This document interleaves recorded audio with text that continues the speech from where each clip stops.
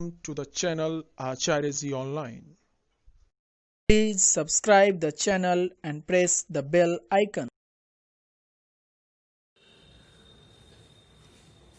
नमस्कार, अमरेंद्र कुमार, आचार्य सरस्वती विद्या मंदिर रीडिंगमान सीतामढ़ी। तो भैया बहन, आज हम लोग फिर एक बार सामाजिक विज्ञान की कक्षा में उपस्थित है, जहां भूगोल विषय को पढ़ेंगे। तो पाठ 2 कालांश देखिए। प्रथम कालांश में हम लोगों ने पढ़ा था पृथ्वी की आंतरिक संरचना। आज हम लोग उससे आगे का अध्ययन करेंगे। तो देखेंगे सबसे पहले शैल एवं खनिज। शैल एवं खनिज।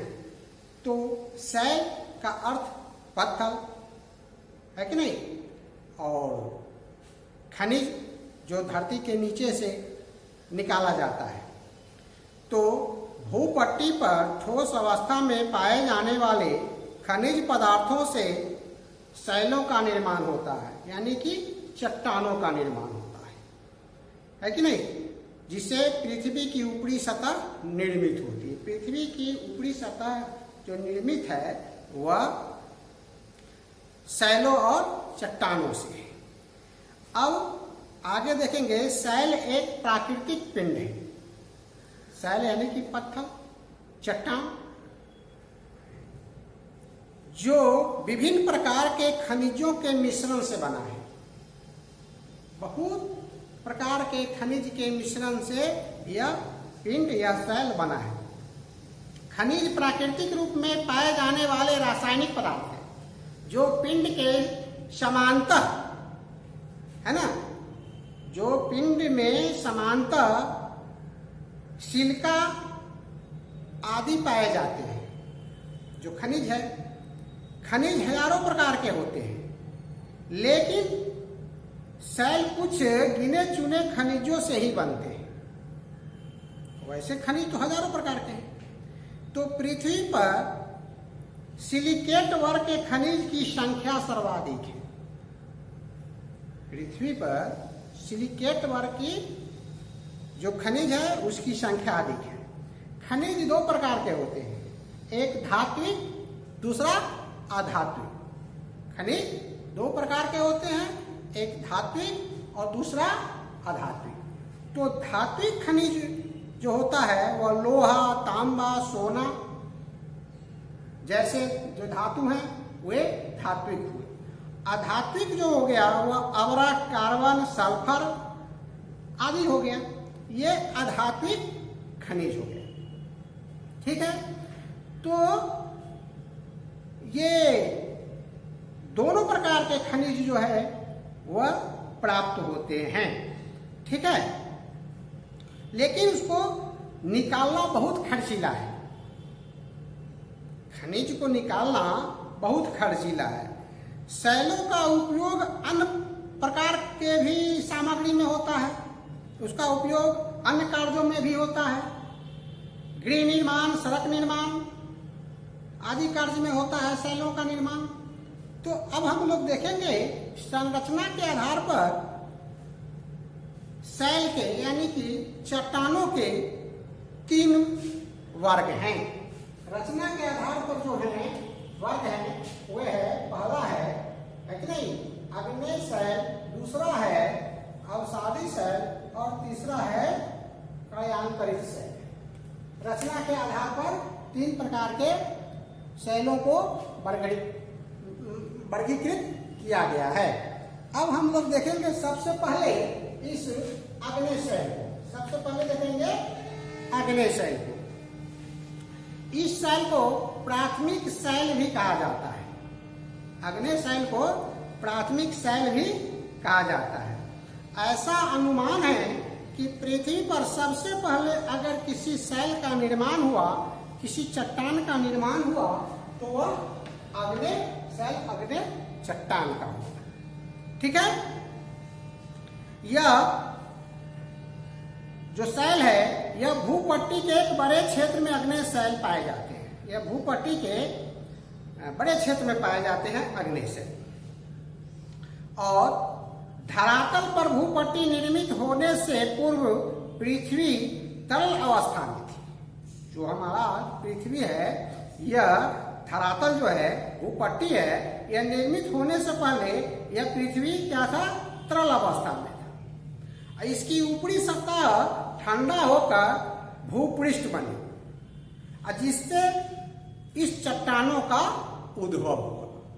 ठीक है, पृथ्वी पहले तरल पदार्थ में थी, लाखों लाख वर्ष के बाद धीरे धीरे यह ठंडी हुई, और ठंडे होने के बाद क्या हुआ कि यह चट्टान में परिवर्तित हुआ, यानी चट्टान हो गए। तो वर्तमान में भी यह चट्टान का निर्माण होता रहता है ना। यह एक सतत चलने वाली प्रक्रिया है, परिवर्तन होता है। अब जो पृथ्वी के भीतरी भाग में जो है पदार्थ है, उसको मैग्मा कहते हैं। वह मैग्मा ज्वालामुखी के द्वारा फट के बाहर निकलता है, जिसे लावा कहते हैं। और यह ठंडा होने से इसी को ठंडा होने से क्या होता है कि अग्नि शैल भूपृष्ठ के बाहर भाग में निर्मित होने लगता है। ठीक है, और भूपृष्ठ के बाहरी भाग को बने शैल को बहिर्भेदी अग्निशैल कहते हैं, और भूपृष्ठ के अंदर जो होता है उसको अंतर्भेदी शैल कहते हैं। यानी कि ज्वालामुखी के द्वारा जो लावा निकल के बाहर आ गया और उससे जो चट्टान शैल बना, उसको हम लोग बहिर्भेदी शैल कहते हैं। लाखों लाख वर्ष बाद ठंडा होने के बाद है ना, होता है, निकलता है। और क्या होता है कि कुछ शैल अंदर ही रह जाता है, कुछ पदार्थ नीचे ही रह जाते हैं, और नीचे धरती के नीचे ही ठंडे होकर वह चट्टान बन जाता है। उसको हम लोग कहते हैं अंतर्भेदी शैल कहते हैं, अग्निशैल, अंतर्भेदी अग्निशैल। ठीक है, तो यह जो है, इसकी संरचना जो होती है वह रवादार होती है। ठीक है, ये अग्निशैल की जो संरचना है रवादार होता है। संरचना जो है, ये अग्निशैल की संरचना जो है कि रवादार होता है।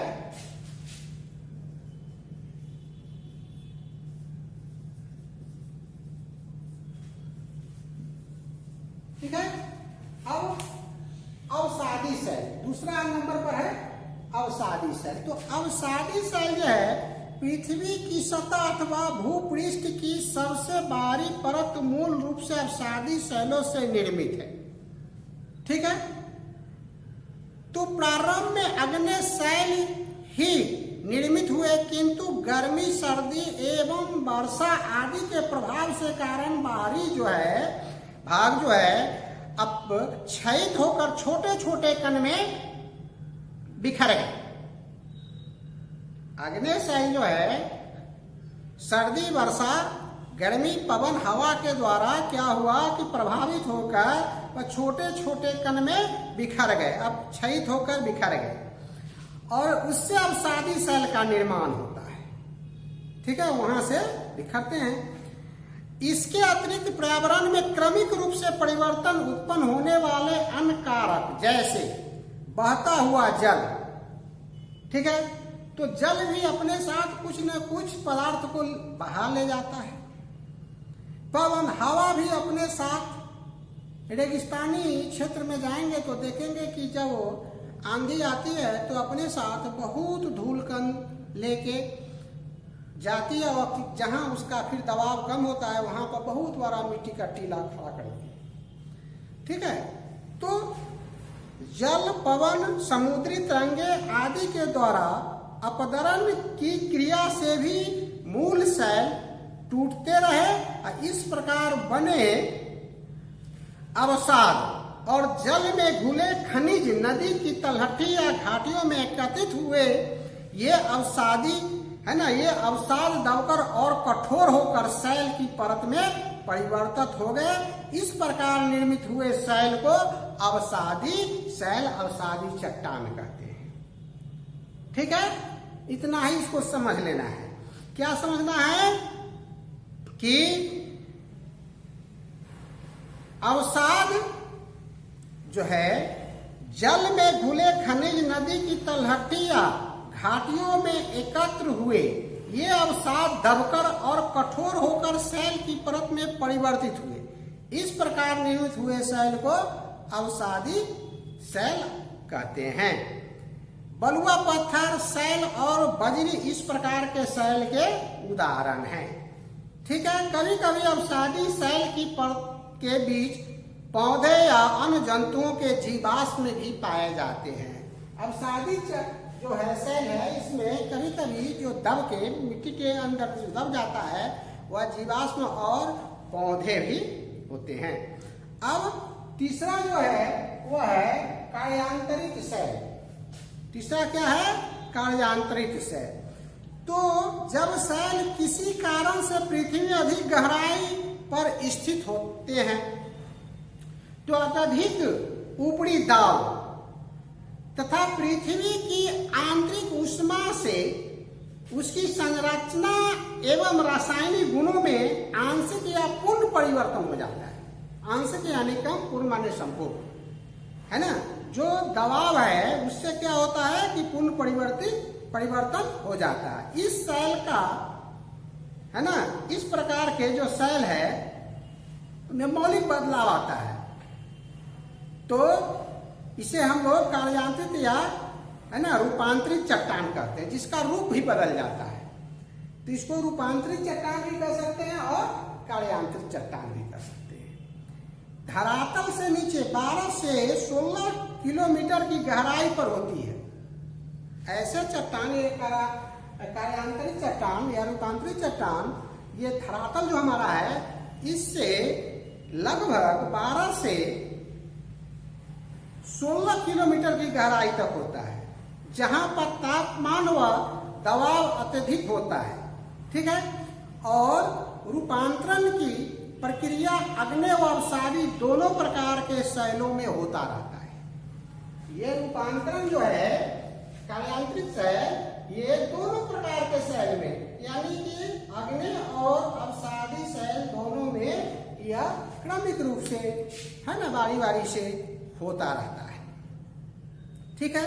इसके उदाहरण जो है, चूने के पत्थर से संगमरमर नामक कार्यांतरित सैल बनता है, जो तात्विक रूप से चूने का पत्थर है, किंतु अन्य गुणों में विभिन्न सुंदर व मूल्यवान होता है। कार्यांतरित सैल अधिकांशतः सुंदर, चमकदार व मूल्यवान होते हैं। ठीक है। क्वार्टराइज, स्लेट, संगमरमर तथा नाइस आदि कार्यांतरित सैलों के श्रेष्ठ उदाहरण हैं। ग्रेफाइट भी इसी वर्ग का सैल है। इस सैल को महत्वपूर्ण कार्य में उपयुक्त किया जाता है। ठीक है। तो कार्यांतरित सैल के उदाहरण समझ लिए। अब हम लोग देखेंगे सैल चक्र। सैल चक्र, तो सैल चक्र क्या है? यह जो प्रक्रिया है, सैल चक्र की प्रक्रिया जो है, एक वर्ग से सैल किसी दूसरे वर्ग के सैल में परिवर्तित होने की प्रक्रिया को ही हम लोग क्या कहते हैं? सैल चक्र। अग्नि सैल अपक्षरित व अपदरित होकर अवसादी सैल बनता है, जो विशेष परिस्थितियों में रूपांतरित सैल बन जाता है कि नहीं? तो यह क्या है कि सैल चक्र है, यह बदलता रहता है। अब फिर अगले सैल भी रूपांतरित हो सकता है। रूपांतरित सैल के अपक्षयन एवं अपदरण से भी अवसादी सैल बन जाते हैं। तो हम लोगों ने देखा कि सबसे पहले इस धरातल पर, इस धरती पर अग्नि सैल का निर्माण हुआ, उसके बाद उसी से अवसादी बन गया, और फिर दोनों मिला के क्या हो जाता है? कार्यांतरित भी आता है, माने रूपांतरित हो जाता है। तो इसी को हम लोग क्या कहते हैं? सैल चक्र कहते हैं। ठीक है। अब हम लोग अंत में देखेंगे सैल की उपयोगिता, कहाँ कहाँ हम इसका उपयोग करते हैं। तो सबसे पहले जो ये चट्टान सैल जो पत्थर है, इसका हम लोग जो उपयोग करते हैं तो भवन निर्माण में करते हैं, है ना। भवन निर्माण में करते हैं, जैसे ग्रेनाइट, बलुआ पत्थर, संगमरमर आदि, है ना। इसका हम लोग क्या करते हैं? उपयोग भवन निर्माण में करते हैं। अब शैल की उपयोगिता, कोयला और पेट्रोलियम जैसे जीवाश्म ईंधन के स्रोत हैं। यह भी कहां से निकलता है? खनिज से ही, खान से ही, उस चट्टान के बीच से ही निकलता है। लोहा, सोना, तांबा, मैग्नीज जैसे धात्विक खनिज के स्रोत हैं। ये धात्विक खनिज, अधात्विक खनिज नहीं है, जीवाश्म के भंडार हैं। हमें इससे हीरा जवाहरात आदि बहुमूल्य पत्थर प्राप्त होते हैं। ठीक है, सबसे पहले ये शैलों के अध्ययन का विज्ञान शैल विज्ञान कहलाता है ना, पेट्रोलॉजी। शैल के जो विज्ञान है ना, उसको क्या कहते हैं? पेट्रोलॉजी। तो हम लोगों ने आज देखा सबसे पहले शैल एवं खनिज, है ना, शैल यानी चट्टान, उसके बाद खनिज। खनिज दो प्रकार के हैं, धात्विक और अधात्विक। उसके बाद हम लोगों ने देखा आग्नेय शैल, है ना। आग्नेय शैल की जो पृथ्वी के अंदर मैग्मा है, वह मैग्मा अधिक गर्म है, तरल पदार्थ में है, वह ज्वालामुखी के द्वारा बाहर निकलता है और जब ठंडा होता है जो चट्टान बनता है वह अग्नि चट्टान बनता है। वह दो प्रकार का होता है अग्नि चट्टान। एक होता है बहिर्भेदी अग्नि चट्टान जो बाहर में बनता है, और दूसरा होता है अंतर्भेदी, वह अंदर ही रह जाता है, किसी कारण से वह बाहर मैग्मा नहीं निकल पाता है, वह अंदर ही रह जाता है लावा। तो उसको हम लोग कहते हैं अंतर्भेदी अग्नि शैल। उसके बाद हम लोगों ने अवसादी शैल देखा कि किस प्रकार वह टूट फूट कर, है ना, अपक्षरित होकर छोटे छोटे कणों में बिखर जाता है, और वह जब क्रमिक रूप से जमा होकर जब दबता है तो वह बन जाता है अवसादी शैल। और जब दोनों प्रकार के शैल कई लाखों वर्ष के बाद जब वह अपने रूप में परिवर्तित कर देता है तो वह कार्यांतरित शैल हो जाता है। और इसी को जो परिवर्तित बार बार एक दूसरे से परिवर्तित होता रहता है, उसी को हम लोग क्या कहते हैं? शैल चक्र कहते हैं। और शैल चक्र, अब अंत में शैल की उपयोगिता, तो हम लोग शैल की आज आधुनिक समय में भी शैल की उपयोगिता है, और प्राचीन समय में भी हम लोग जब 6 में पढ़े थे तो कैसे आदि मानव अपने औजार उपयोग की औजार बनाते थे शैल यानी कि पत्थर से। आज तो भवन निर्माण है कि नहीं, उसी से कोयला निकलता है, पेट्रोलियम पदार्थ निकल रहा है, सोना चांदी, आधार अबरख जैसे कार्बन अबरख, सल्फर आदि निकल रहे हैं, हीरा जवाहरात निकल रहे हैं। तो यह उपयोग हम लोग शैल का उपयोग हम लोग करते हैं। हीरा जवाहरात क्या है? वो भी शैल ही है कि नहीं? तो हम लोग करते हैं। तो आज के लिए इतना ही, धन्यवाद।